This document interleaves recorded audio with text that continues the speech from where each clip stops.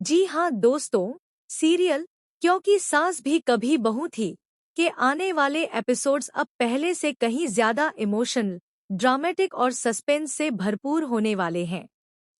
जहां एक तरफ वैष्णवी और नकुल की शादी का जश्न पूरे परिवार को एक साथ लेकर आने वाला है, वहीं दूसरी तरफ पुराने रिश्तों की कड़वाहट एक बार फिर सबकी खुशियों पर ग्रहण लगाने की कोशिश करेगी। आपने देखा कि करण और गौतम के बीच की दूरियां अभी तक खत्म नहीं हुई हैं। दोनों भाई एक दूसरे का चेहरा तक देखना पसंद नहीं करते। परिवार के बाकी सदस्य भी इस तनाव से परेशान हैं, लेकिन सबसे ज्यादा चिंता तुलसी को है।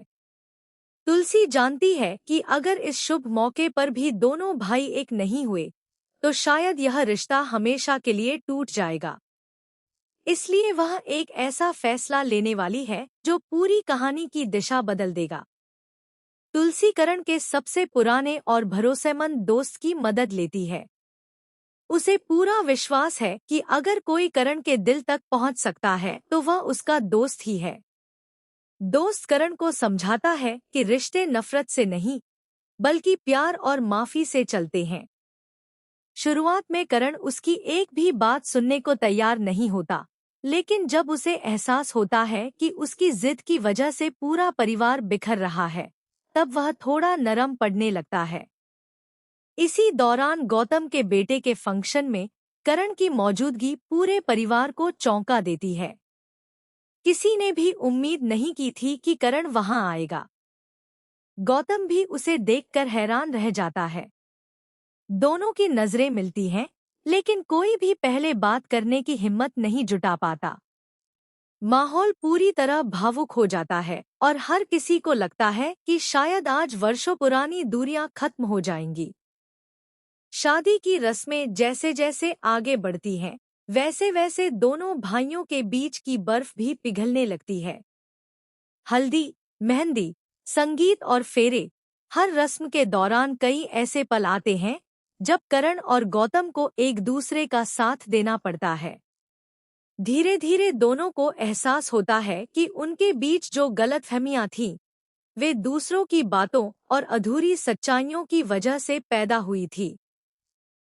लेकिन कहानी यहीं खत्म नहीं होती। जैसे ही पूरा परिवार खुशियों में डूबा होता है, तभी एक ऐसी घटना होती है जो सभी को हिलाकर रख देती है। शादी के मंडप में अचानक माहौल बदल जाता है। एक रहस्यमयी शख्स की एंट्री होती है, जिसके आने से कई पुराने राज सामने आने लगते हैं। उसकी मौजूदगी से परिवार के कई सदस्य घबरा जाते हैं, क्योंकि वह ऐसा सच जानता है जो वर्षों से सबसे छिपाकर रखा गया था। इसी बीच समायरा की जिंदगी में भी एक नए लड़के की एंट्री होने वाली है। शुरुआत में उसकी एंट्री बिल्कुल सामान्य लगती है, लेकिन धीरे धीरे पता चलता है कि उसका मकसद सिर्फ दोस्ती या प्यार नहीं है। उसकी मौजूदगी के पीछे कोई गहरी वजह छिपी हुई है। वह परिवार के हर सदस्य पर नजर रखता है और ऐसे सवाल पूछता है जिनका जवाब किसी के पास नहीं होता। इसके बाद कहानी में एक और बड़ा धमाका देखने को मिलेगा। जब रक्षित और उसकी मां आपस में बात कर रहे होते हैं, तभी सुधा वहां पहुंच जाती है और दोनों को रोक देती है। गुस्से में सुधा कहती है कि अब हम दोनों परिवार कभी एक नहीं हो सकते।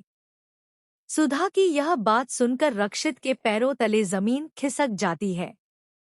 उसे डर लगने लगता है कि कहीं उसकी मां के गुस्से की वजह से उसका और अपराजिता का रिश्ता हमेशा के लिए खत्म ना हो जाए। वहीं दूसरी तरफ अपराजिता की मां भी काफी दुखी हो जाती है। उसे लगता है कि इतनी कोशिशों के बाद भी उनके रिश्ते में एक नई परेशानी खड़ी हो गई है। अब सवाल यह उठता है कि क्या अपराजिता इस गलतफहमी को दूर कर पाएगी?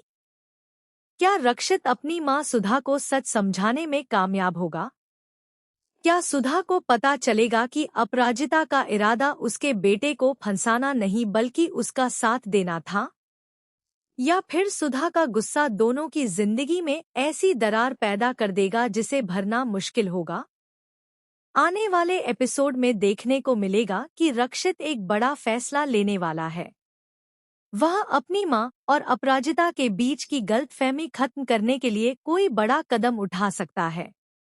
लेकिन क्या उसका यह फैसला रिश्ते को बचा पाएगा या फिर कहानी में एक और नया तूफान आएगा? यह देखना बेहद दिलचस्प होगा कि तुम देना साथ मेरा की कहानी किस नए मोड़ पर जाती है और क्या अपराजिता और रक्षित का रिश्ता इस बड़े इम्तिहान को पार कर पाता है।